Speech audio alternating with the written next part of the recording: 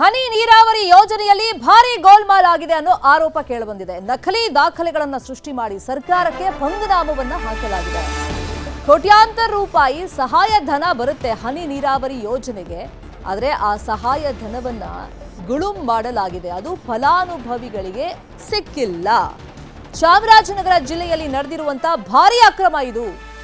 ಘೋಷಣಾ ಪತ್ರ, ಪ್ರಮಾಣ ಪತ್ರ ಇಲ್ಲ, ಹಣ ಮಾತ್ರ ರಿಲೀಸ್ ಆಗಿದೆ. 1-2 ರೂಪಾಯಿ ಅಲ್ಲ, ಕೋಟ್ಯಾಂತರ ರೂಪಾಯಿ ಹಣವನ್ನ ರಿಲೀಸ್ ಮಾಡಲಾಗಿದೆ. ಯಾವುದೇ ದಾಖಲೆಗಳು ಇಲ್ಲದೆ. ಕೆಲವೊಂದು ದಾಖಲೆ ಇದೆ, ಅದೆಲ್ಲ ಡೂಪ್ಲಿಕೇಟ್. ತೋಟಗಾರಿಕೆ ಇಲಾಖೆ ಅಧಿಕಾರಿಗಳು ಇದರಲ್ಲಿ ಶಾಮೀಲಾಗಿದ್ದಾರೆ ಅಂತ ಆರೋಪಗಳು ಕೇಳಿಬರ್ತಾ ಇದೆ. ಇನ್ವಾಯ್ಸ್ ನಲ್ಲಿ ಇರೋದು ಒಂದು ದಿನಾಂಕ, ಚಾಪಾ ಕಾಗದದಲ್ಲಿ ಇರೋದು ಮತ್ತೊಂದು ದಿನಾಂಕ. ಲೋಕಾಯುಕ್ತ ತನಿಖೆಗೆ ಹನಿ ನೀರಾವರಿ ವಿತರಕರ ಸಂಘ ಆಗ್ರಹವನ್ನ ಮಾಡಿದೆ. ದಾಖಲಾತಿಗಳೇ ಫೇಕ್. ಈ ಕಂಪನಿಯವರು ಏನು ಮಾಡ್ತಿದ್ದಾರೆ ಅಂದರೆ, ಅವರಿಗೆ ರೈತರ ಪರಿಚಯ ಇರಲ್ಲ. ಕಂಪ್ನಿಗಳಿಗೆ ಲೋಕಲ್ಲಾಗಿ ಇರೋತಕ್ಕಂಥ ಡೀಲರ್ಗಳು ಆದರೆ ಅವ್ರಿಗೆ ಪರಿಚಯ ಇರ್ತೈತೆ. ಅವ್ರು ಹೋಗಿ ಅವ್ರು ಯಾವ್ಯಾವ ದಾಖಲಾತಿ ಬೇಕು ಪಡ್ಕೊತಾರೆ. ಇವ್ರುಗಳೆಲ್ಲ ದಾಖಲಾತಿ ಪಡ್ಕೊಳಕ್ಕೆ ಇವರೇ ಪಡ್ಕೊಂಡ್ಬಿಡ್ತಾರೆ. ಎಲ್ಲ ತಾಲೂಕು ಆಫೀಸಲ್ಲಿ ಪಾಣಿ ಇರ್ಬೋದು, ಮತ್ತೊಂದಿರ್ಬೋದು, ಎಲ್ಲ ಇವರೇ ರೆಡಿ ಮಾಡ್ಕೊಂಡ್ಬಿಡ್ತಾರೆ. ಇದರಲ್ಲಿ ಇವ್ರು ಹೇಳ್ತಾರೆ ಚಾಪಕ್ಕಾಗದ ಒಂದೇ ಫೇಕ್ ಅಲ್ಲ, ಕೆಲವೊಂದು ಸಾರಿ ಅವ್ರ ಸೈನುಗಳು ಸಹ, ರೈತರ ಸಹಿನೂ ಸಹ ಯಾಕೆ ಆಗಿರಬಾರ್ದು ಫೇಕ್ ಅಂತ ನನ್ನ ಅಭಿಪ್ರಾಯ ಆಗಿದೆ. ಮತ್ತು ಇದನ್ನು ಕಡಿಮೆ ಅವಧಿನಲ್ಲಿ ಕೆಲವೇ ಕಂಪನಿಗಳಿಗೆ, ಯಾವುದಾದ್ರೂ ಒಂದು ಕಂಪ್ನಿ ಅಥವಾ ಕೆಲವು 1 or 2 ಕಂಪನಿಗಳನ್ನು ಅಧಿಕಾರಿಗಳು ಆ ಕಂಪ್ನಿಗಳಿಗೆ ಮಾತ್ರ ಉತ್ತೇಜನವನ್ನು ಕೊಡ್ತಾರೆ. ಹೆಚ್ಚಿನದಾಗಿ ಈ ಕಂಪ್ನಿಗಳಲ್ಲಿ ಇದು ಮಾಡಿ ಅಂತ ಹೇಳಿ ಅವರು ಕಡಿಮೆ ಕಾಲಾವಧಿನಲ್ಲಿ 1 ತಿಂಗಳೊಳಗೆ ಸಾವಿರಾರು ಫೈಲ್ಗಳನ್ನು ಮಾಡ್ತಾರೆ.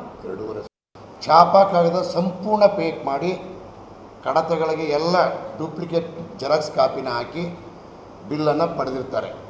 ಶಿವ ಇರಿಗೇಷನ್ ಕಂಪ್ನಿಯವರು. ಶಿವ ಇರಿಗೇಷನ್ ಕಂಪ್ನಿ ಯಾರ ಕಡೆಯಿಂದ ಅಂದರೆ ಗುಂಡ್ಲುಪೇಟೆಯಲ್ಲೇ ಇರ್ತಕ್ಕಂಥ ಒಬ್ಬರು ಡೀಲರ್ ಮಲ್ಲಿಕಾರ್ಜುನ್ ಅಂತ, ಅವ್ರ ಮುಖೇನ ಭಾಳ ಅಗಾಧವಾಗಿ ಕಾರ್ಯಾದೇಶ ಪತ್ರಗಳನ್ನ ಇಲಾಖೆಯಲ್ಲಿ ತಗೊಂಡು ಎಲ್ಲ ಕಡತಗಳಿಗೂ ಅದಕ್ಕೆ ಸಾಕ್ಷಿ ಸಮೇತ ಚಾಪಾ ಕಾಗದ ಹಗರಣದ ಬಗ್ಗೆ ನಿಮಗೆ ದಾಖಲಾತಿಯನ್ನು ನಾವು ಕೊಡ್ತೀವಿ. ವಿಚಾರವಾಗಿ ಇನ್ನಷ್ಟು ಡೀಟೇಲ್ ಆಗಿ ಇನ್ಫಾರ್ಮೇಶನ್ ಕೊಡ್ತಾ ಹೋಗೋದಕ್ಕೆ ನೇರ ಸಂಪರ್ಕದಲ್ಲಿ ಕನೆಕ್ಟ್ ಆಗಿದ್ದಾರೆ ನಮ್ಮ ರಿಪೋರ್ಟರ್ ನಂದೇಶ್. ಚಾಮರಾಜನಗರದಲ್ಲಿ ಆಗಿರುವಂತ ಅಕ್ರಮ ಇದು ಅಂತ ಆರೋಪಗಳು ಕೇಳಿ ಬರ್ತಾ ಇದೆ. ಯಾವ ಕಂಪನಿಗೆ ಎಷ್ಟು ಡೀಲ್ ಆಗಿದೆ, ಎಷ್ಟು ಮೊತ್ತದ ಹಣ ಇಲ್ಲಿ ಅವ್ಯವಹಾರ ನಡೆದಿದೆ ಅಂತ ಅಂದಾಜಿದೆ? ಶರ್ಮಿಳಾ ಶೆಟ್ಟಿ ಸರ್ಕಾರವನ್ನು ನೀರನ್ನ ಮಿತವಾಗಿ ಬಳಸಬೇಕು ಅನ್ನೋ ದೃಷ್ಟಿಯಿಂದ ಹನಿ ನೀರಾವರಿ ಪದ್ಧತಿಯನ್ನ ಪ್ರೋತ್ಸಾಹ ಮಾಡ್ಕೊಂಡು ಬಂದಿದೆ. ಈ ಹಿನ್ನೆಲೆಯಲ್ಲಿ 90% ಸಹಾಯಧನವನ್ನು 1 ಲಕ್ಷ ರೂಪಾಯಿ ಖರ್ಚು ಮಾಡಿದ್ರೆ 90,000 ರೂಪಾಯಿ ಸರ್ಕಾರನೇ ಕೊಡುತ್ತೆ. ಇದನ್ನ ಕೆಲವು ಕಂಪನಿಗಳಿಗೆ ಅದು ನೇರವಾಗಿ ಕಂಪನಿಗಳಿಗೆ ಕೊಡುವಂತ ವ್ಯವಸ್ಥೆನೂ ಸಹ ಇದೆ. ಹಾಗಾಗಿ ಕೆಲವು ಕಂಪನಿಗಳು ಏನ್ ಮಾಡ್ತಾ ಇದ್ದಾರೆ, ರೈತರ ಜಮೀನಲ್ಲಿ ಒಂದು ಹನಿ ನೀರಾವರಿ ಪದ್ಧತಿಯನ್ನು ಅಳವಡಿಸಿ ನಂತರ ಅದನ್ನ ಬಿಲ್ಗಳನ್ನ ತೋಟಗಾರಿಕೆ ಇಲಾಖೆಗೆ ಸಬ್ಮಿಟ್ ಮಾಡ್ತೇವೆ. ಆ ಸಬ್ಮಿಟ್ ಮಾಡ್ಬೇಕಾದ್ರೆ ಘೋಷಣಾ ಪತ್ರ ಮತ್ತು ಪ್ರಮಾಣ ಪತ್ರ ಇವುಗಳನ್ನ ಸ್ಟ್ಯಾಂಪ್ ಪೇಪರ್ ನಲ್ಲಿ ಸಬ್ಮಿಟ್ ಮಾಡ್ಬೇಕು. ಆ ಜೊತೆಗೆ ಇನ್ವಾಯ್ಸ್ ಅನ್ನು ಸಬ್ಮಿಟ್ ಮಾಡ್ಬೇಕು. ಆದ್ರೆ ಕಳೆದ ಸಾಲಿನಲ್ಲಿ 2024ರಲ್ಲಿ ಯಾವುದೇ ರೀತಿಯ ಒಂದು ಈ ಸ್ಟ್ಯಾಂಪ್ ಪೇಪರ್ ಅನ್ನ ಅಳವಡಿ ಹಾಕದೆ ಬಿಲ್ ಅನ್ನ ಸಬ್ಮಿಟ್ ಮಾಡಿದರೆ, ಘೋಷಣಾ ಪತ್ರ ಹಾಕಿಲ್ಲ ಮತ್ತು ಪ್ರಮಾಣ ಪತ್ರ ಹಾಕಿಲ್ಲ ಅಂತ ಹೇಳಿ ಬಿಲ್ ಅನ್ನ ಹಾಕಿ ಬಿಲ್ ಮಂಜೂರಾಗಿದೆ ಅಂತ ಹೇಳಿ ಸ್ವತಃ ಚಾಮರಾಜನಗರ ಜಿಲ್ಲಾ ವಿತರಕರ ಸಂಘದ ಏನು ಹನಿ ನೀರಾವರಿ ವಿತರಕರ ಸಂಘದ ಅವರು ಆರೋಪಿಸ್ತಾ ಇದ್ದಾರೆ.